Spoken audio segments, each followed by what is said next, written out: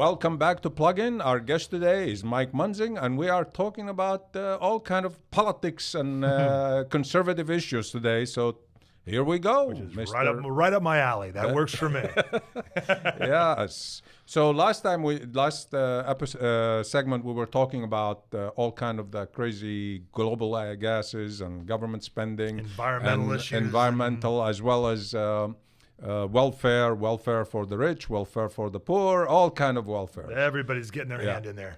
And it seems like the 1% are getting richer and richer. But part of it because That's of all a very Occupy Wall Street view of it. Yeah. So I am like on the border of that. I don't believe in welfare and giving to anybody. Right. I mean, everybody, you give man a fish and you can feed him for a day. You show him how to fish. Exactly. And that's what we should be mainly focused on. I mean, the Bible talks about taking care of the widows and the orphans and those who truly, truly need help. I am.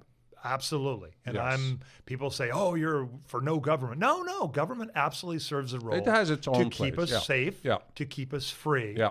And that is a big part of the issue. But my point was, I'm more of a who is it? One of our founding fathers. I can't remember which one, but Benjamin Franklin. How could I forget that?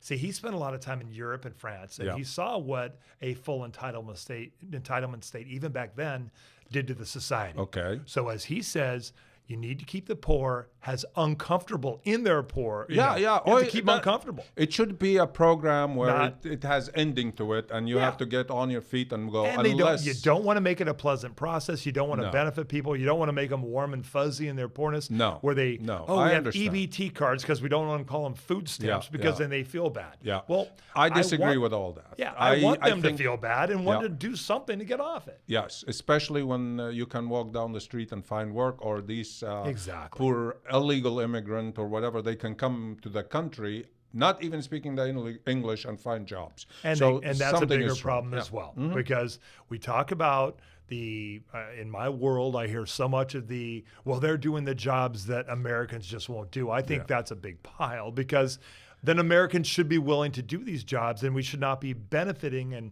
subsidizing their lives or fully paying for their lives so they won't do tough jobs. Some of the jobs the Americans don't want to do, which is fine. But when we're paying generation after generation of their families to not do anything, then they need to. If you want to eat, you need to work. Yes, workfare they've gotten rid of recently. Yes, so I 100% agree with you. I think you should be motivated more than just going in the line. And unemployment as well. I can't tell you how many managers I've met with, and I'm a mortgage lender for 27 years, and I've worked with a number of folks I was doing loans for, and they told me, hey, we're trying to hire people, but they're on unemployment. They're making more money on unemployment, so there's no way they're going to take the job. No motivation. Exactly. Yes.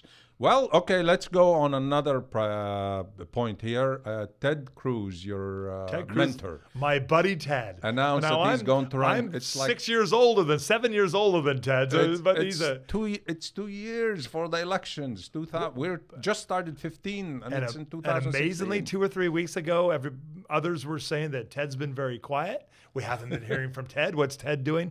Now, I've been on the inside track. I've known since 2012, 2013 that Ted was seriously looking at this, and I know some of his consultants that he's been talking to. All right, so I think his chances is 0 to none to get elected. But here we go. I would disagree wholeheartedly. Just watch the groundswell. He started with like Netanyahu. No two-state solutions. He wins. Two-state solution is there. Yesterday I heard his speech. I am going to abolish the IRS. That's one of the. I am going to defund Obamacare. Which we need to do, of course. What's the plan to replace it? Is anything on the table? If you want to change, you have to come up with an idea. This idea is bad. This is a better idea. Well, it's not even a matter, and that's why I got upset with the Republicans when we need to defund and replace, repeal and replace. With what? With what? I mean, we had a system that was working. Which one? The previous system. We had not a government program. We had the private sector. There is a private sector out there that's doing a great job.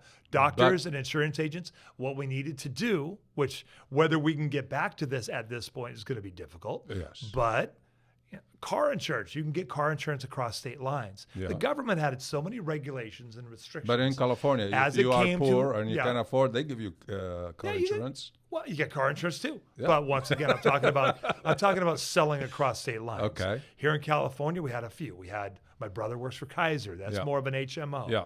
But PPOs, you had the obviously Blue Cross and Blue Shield, and it was very limited to what you could do. Okay. You get other insurance in other states, but they were not But we allowed had to issues, compete. pre-existing. You couldn't get this. And a lot of that was caused because of the fact they could not compete across state lines. Okay. It was such a vertical system across the country. Okay. And once you can compete across state lines, you can defer your costs, defer your risk, and offer more benefits. But if at the a certain same cost. 4 insurance companies are in cahoots and they're price Well, there were fixing, considerably more. For me, you had not one Republican voting for Obamacare. Okay. There were so many deals that were cut, backroom deals that were cut. There was so much influence that was pressed upon folks. I've got friends they tried who were it part 53 of times already and they failed to defund it or to well, change it. those are feeble efforts, and those are purely they were How many ridiculous. times we have to they were try? ridiculous votes. Okay. But now, for when I look at, I stand hard against bullies. Okay. And when you've got different groups from Obama's administration going into medical groups and saying, if you do not back us on this, we will destroy you, your company, and we'll go after your family. These were threats that were made to people in that this I know country. in this country in rooms and with people got away with it. Oh yeah, making get away these with it all day threats. long. We're gonna come after you. Look at how many people were. Look at on a totally different issue. Look at the deception of the whole Benghazi deal. You got that whole Benghazi. It's 3 years ago. What about 9/11 and the invasion of Iraq? How come we are not? Well, of course, and those were with yellow cake and green cake. Yellow cake. Wait a minute, yellow cake. But see, that's the funny thing with Iraq and the WMDs.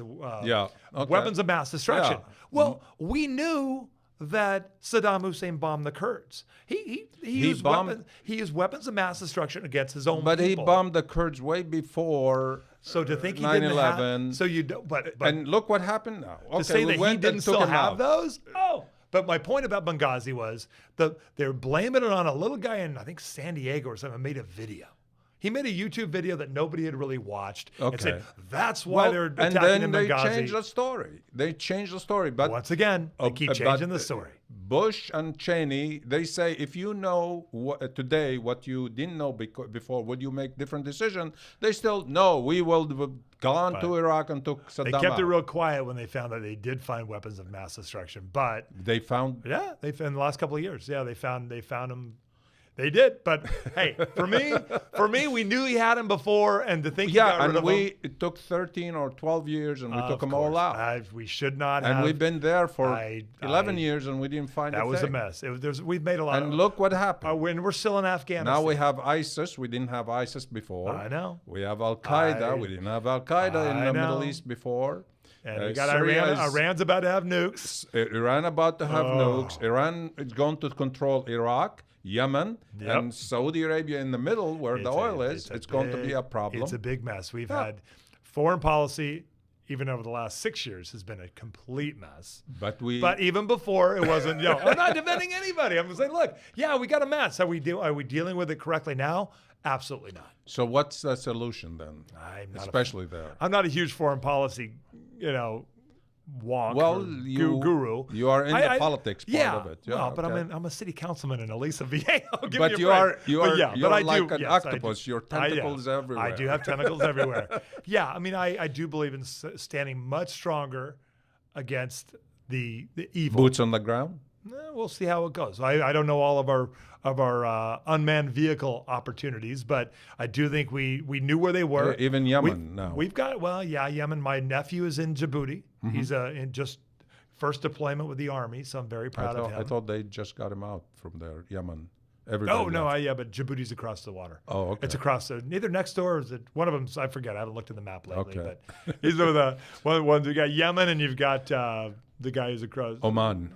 Something, you know better. And Somalia on the other side. Exactly. So and more But he's on the big base in Djibouti. Keep Okay. him on the base. He said he's blowing stuff up in drills. So Yeah. good. Send me videos. But no, So he's a what? good kid. Boots on the ground. Everybody says, "Oh, Well, I we don't should wanna do be- more." What should we do in there to Well, solve? right now we're doing what, 7 airstrikes a day?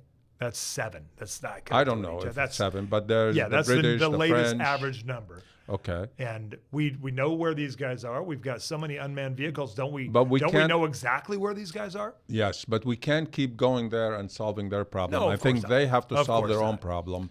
I think spending the money and giving them the weapons, they gave it right to ISIS, and the first shot was I fired. think we're still arming them. And who?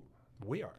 The Iraqis. No, Americans. American arming the Iraqis. I've seen a lot of. Well, now. I mean, but because they're always naming different people. It's always about, it's Assad. Well, we need to arm the guys against Assad. Well, that's the ISIS is against Assad. You got the militants. Yeah, We need to arm the militants. But the I militants say are bad guys. close the border, let them kill each other. We had civil war in with this you on that. country. Yeah, we And did. after that, we got our act together. Yeah, I'm saying that you have a lot of bad guys over there killing a lot of other bad guys over there. So Let that's them. fine. Let them.